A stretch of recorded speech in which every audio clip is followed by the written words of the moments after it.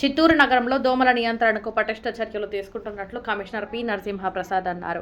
Friday dry day dengue నివారణ మహోత్సవాల్లో భాగంగా శుక్రవారం నగరపాలక పరిధిలోని దుర్గానగర్ కాలనీలోని మురికి నీటిపై డ్రోన్ ద్వారా దోమల లార్వాలను నాశనం చేయడం కోసం బీటీ మందును పిచికారీ చేసే కార్యక్రమాన్ని ప్రారంభించారు. ఈ సందర్భంగా కమిషనర్ మాట్లాడుతూ దోమల నియంత్రణ చర్యలకు ప్రజలు సహకరించాలని కోరారు. ప్రధానంగా గృహ పరిసరాల్లో నిల్వ నీరు లేకుండా చూడాలన్నారు.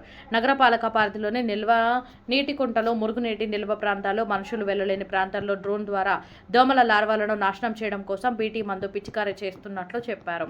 ఎంహెచ్ఓ డాక్టర్ లోకేష్ మాట్లాడుతూ నగరంలో శుక్రవారం దుర్గానగర్ కాలనీ, బాలాజీనగర్, ధర్మరాజుల కాలనీ, ఓబనపల్లి, గంగమ్మకుంట ప్రాంతాల్లో డ్రోన్ ద్వారా బీటీ మందును పిచికారీ చేయించామన్నారు.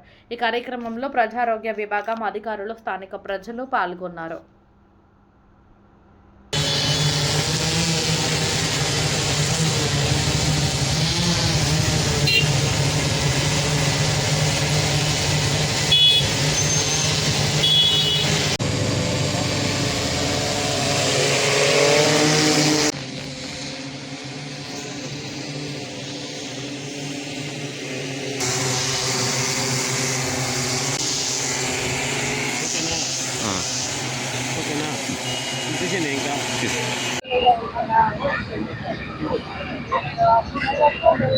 అందరికీ నమస్కారం.